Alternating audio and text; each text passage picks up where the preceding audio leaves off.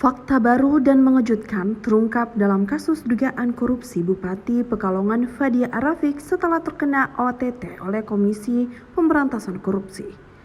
Salah satu temuan yang menjadi perhatian penyidik adalah keterlibatan seorang asisten rumah tangga. Fadia dijadikan direktur dalam perusahaan keluarga. Fadia Rafiq dijadikan tersangka dalam praktik korupsi pengadaan jasa outsourcing dan sejumlah pengadaan barang di lingkungan pemerintah Kabupaten Pekalongan pada periode anggaran 2023 hingga 2026. ART tersebut diketahui bernama Rul Bayatun. Ia tercantum sebagai Direktur PT Raja Nusantara Berjaya, sebuah perusahaan yang berada dalam lingkaran bisnis keluarga Fadia. Berdasarkan penelusuran KPK, penunjukan Rul sebagai direktur diduga bukan sekedar formalitas jabatan.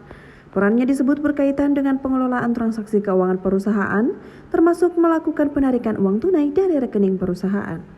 Dalam proses pemeriksaan, penyidik menemukan bahwa Rul beberapa kali menarik dana dari bank atas perintah Fadia.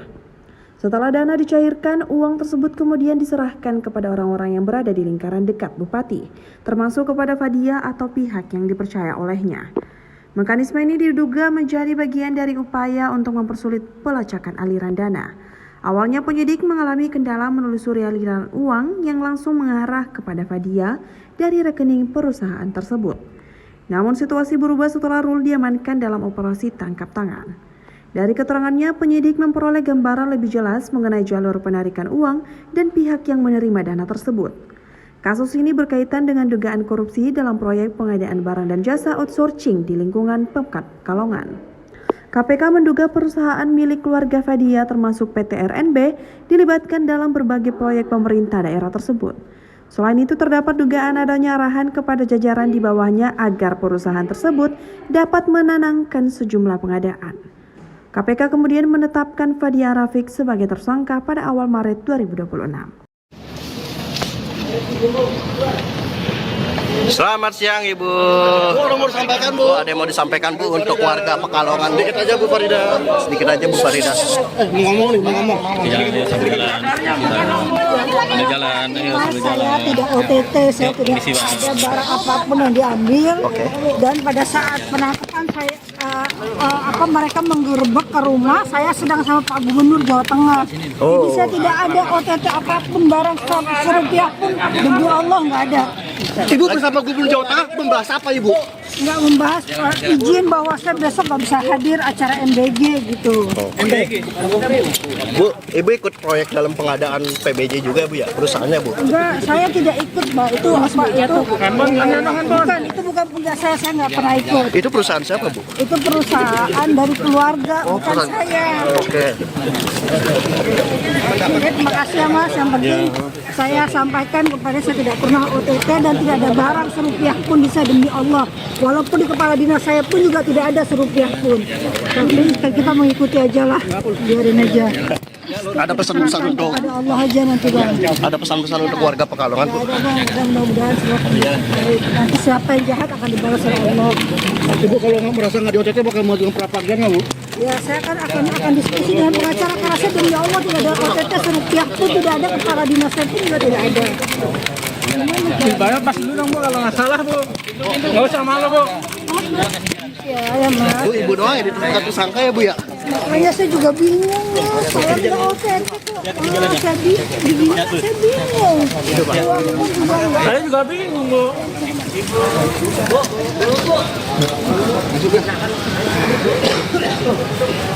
Ibu-ibu. Setelah 1 tahun beroperasi, sepanjang tahun 2023-2026, PT RNB kemudian mendapat proyek pekerjaan pengadaan jasa outsourcing di sejumlah perangkat daerah Pemkab Pekalongan. Jadi tadi diawali PT RNB itu dibentuk oleh suami dan anak dari Bupati, ya. Kemudian turut serta aktif dalam pengadaan barang dan jasa, dan pada akhirnya mendapat pekerjaan pengadaan barang dan jasa. Nah, ini disinilah titiknya ya, rekan-rekan.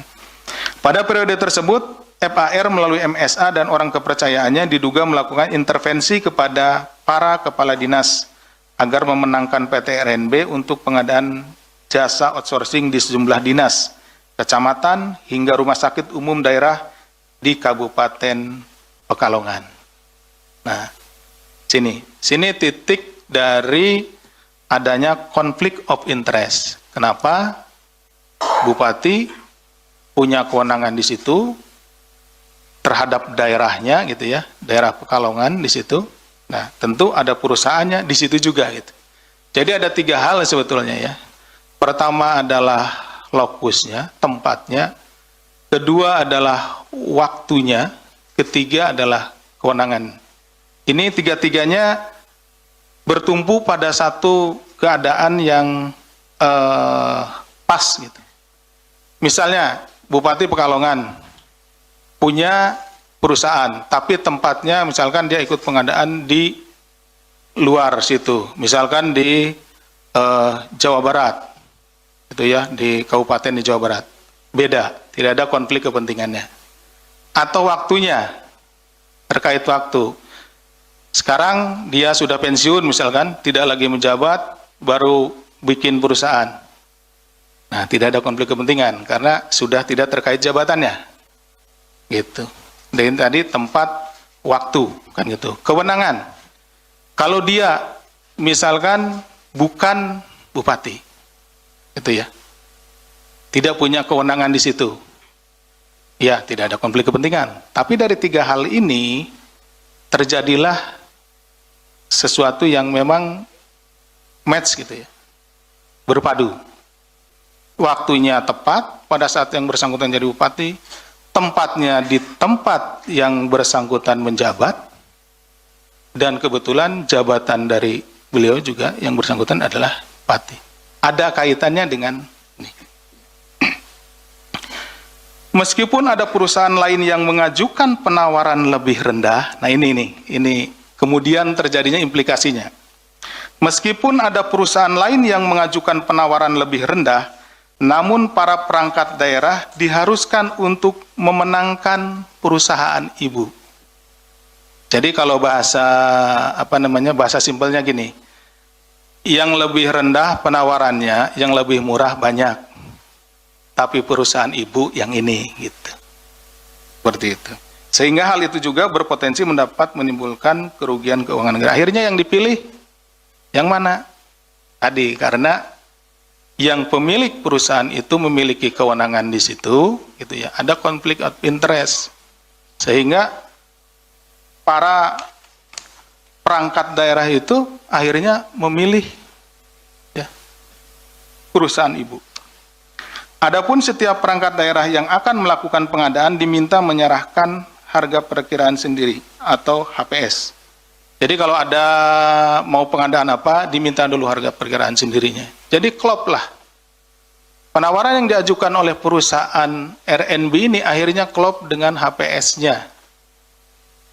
Harga perkiraan sendirinya dari pengadaan tersebut. Karena memang diminta, gitu ya, disesuaikan. Seperti itu. Anak bupati sebesar 2,5 miliar.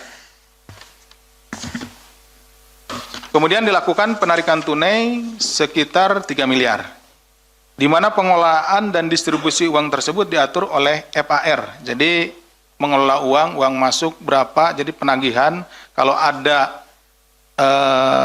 dinas yang belum membayar, langsung perintah ibu segera dibayar, seperti itu. Ya.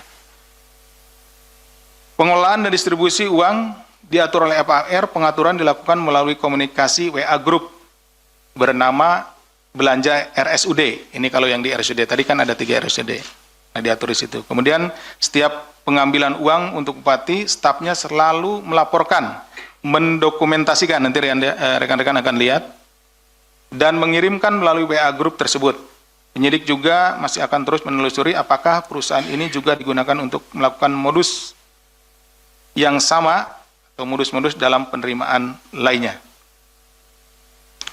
Terhadap peristiwa tertangkap tangan pada tanggal 2-3 Maret 2026, KPK selanjutnya mengamankan 14 orang di sejumlah lokasi dengan rincian 10 orang yang diamankan pada hari Senin tanggal 2 Maret 2026 di wilayah Pekalongan dan dibawa ke Jakarta, yaitu Saudari RUL, Direktur PT RNB, 2024 sampai dengan sekarang, Saudara ANG selaku staf Bupati, Saudara BER selaku staf Bupati, Saudara DE Dew selaku staf Bupati, Saudara MYA selaku Sekretaris Daerah Kabupaten Pekalongan, Saudara RYN Pelaksana Tugas Direktur RSUD KSSI Pekalongan, Saudara HRM selaku Kepala Bagian Umum Setda Kabupaten Pekalongan, Saudara BRM selaku Camat Karanganyar, Saudara MDR selaku Kepala Dinas Pekerjaan Umum Kabupaten Pekalongan, dan Saudara AUL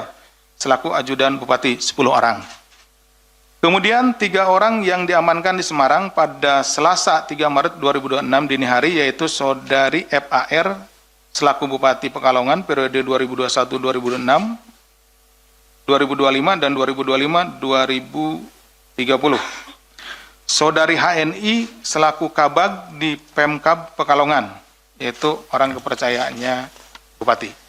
Kemudian satu lagi, Saudari FIA selaku Ajudan Bupati. Ketiga orang tersebut selanjutnya dibawa ke Jakarta untuk dilakukan pemeriksaan.